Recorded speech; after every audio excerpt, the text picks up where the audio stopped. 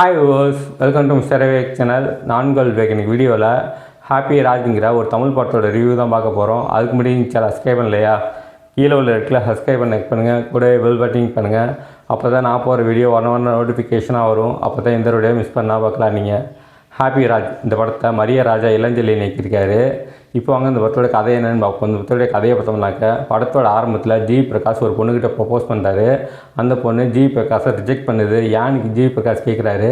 அதுக்கு அந்த பொண்ணு என்ன சொல்லுதுனாக்கா, ஒன்றே எனக்கு பிடிச்சிருக்கு, ஆனால் உன்னோட அப்பாவை எனக்கு பிடிக்கல ஏன்னு கேட்குறாரு. ஊரில் உள்ளவங்க எல்லாருமே ஜி பிரகாஷோட அப்பாவை குதிரை முட்டைன்னு சொல்லி கூப்பிட்டு கிண்டல் பண்ணுவாங்க. நாளைக்கு நான் உன்னை கல்யாணம் பண்ணிட்டேனாக்கா குதிரை முட்டையோட மருமக வந்துட்டா பாரு அப்படின்னு சொல்லிட்டு சிரிப்பாங்க. அதை என்னால் தாங்கிக்க முடியாது, அதனால் நீ எனக்கு வேணாம்னு சொல்லிட்டு ரிஜெக்ட் பண்ணிட்டாங்க. ஜி பிரகாஷ் அப்போ ஒன்று முடிவு பண்ணுறாரு, நம்ம இந்த கிராமத்தில் இருந்தோம்னாக்கா எந்த பொண்ணுமே லவ் பண்ணாது, நம்ம சிட்டிக்கு போயிடணும்னு நினைக்கிறாரு. அதே போல் பெங்களூர் போகிறாரு, ஒரு ஐடி கம்பெனியில் ஜாயின் பண்ணுறாரு. அங்கே ஹீரோயினை பார்க்குறாரு, லவ்வில் விழுறாரு.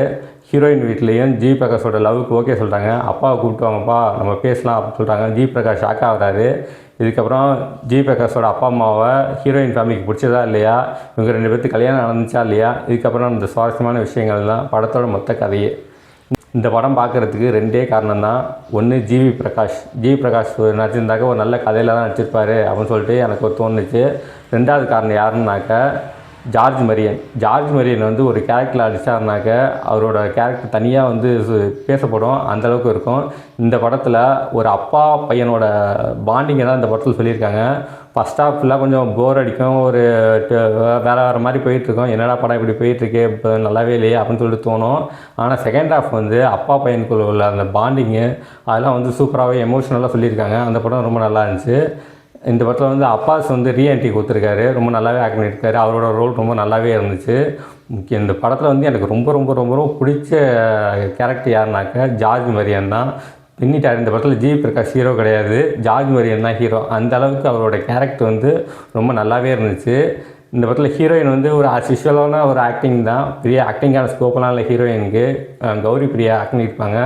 அவங்க கேரக்டர் பேச முடியாது. இந்த படத்தில் பேச முடியாத ஒரு ரோல்னாக்கா அது ஜார்ஜ் மரியன் தான். பின்னிட்டார்னு சொல்லலாம். இந்த படத்தில் காமெடியெல்லாம் ரொம்ப நல்லாவே இருந்துச்சு. இந்த படத்தில் மதுரமுத்து காமெடி பண்ணியிருக்காப்புல.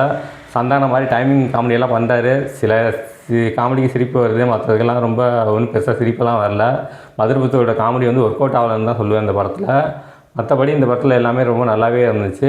இந்த படம் சின்ன குழந்தையிலேருந்து பெரியவங்க வரைக்கும் பார்க்குற மாதிரி ஒரு படத்தை தான் எடுத்து வச்சுருக்காங்க. எல்லோரும் தேட்டரில் போய் இந்த படத்தை பாருங்கள், கண்டிப்பாக அவங்களுக்கு பிடிக்கும். இந்த படம் ரொம்ப சூப்பர், ஆகா ஓகோ அப்படிலாம் இல்லை, அதுக்குன்னு ரொம்ப கேவலமாகவும் இல்லை.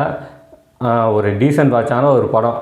கண்டிப்பாக போய் தேட்டரில் போய் பார்க்கலாம். அந்த மாதிரி படத்தை தான் எடுத்து வச்சுருக்காங்க. ஓகே, இதோட வீடியோ முடிச்சுக்கிறேன். இந்த வீடியோ பிடிச்சிருந்தால் லைக் பண்ணுங்கள், கமெண்ட் பண்ணுங்கள், உங்கள் ஃப்ரெண்ட்ஸுக்கு ஷேர் பண்ணுங்கள். இன்னும் சேனல் சப்ஸ்கிரைப் பண்ணலையா? கீழே உள்ள இடத்துல சப்ஸ்கிரைப் பண்ண கிளிக் பண்ணுங்கள், கூட பெல் பட்டன் பண்ணுங்கள். அப்போ தான் நான் போகிற வீடியோ ஒன்று நோட்டிஃபிகேஷனாக வரும். அப்போ தான் இந்த வீடியோ மிஸ் பண்ணால் பார்க்கலாம். நீங்கள் கீழே டிஸ்கிரிப்ஷனில் சோஷியல் மீடியா லிங்க்ஸ்லாம் கொடுத்துருக்கேன். லைக் பண்ணுங்கள், கமெண்ட் பண்ணுங்கள், ஃபாலோ பண்ணுங்கள். தேங்க்ஸ் ஃபார் வாட்சிங்.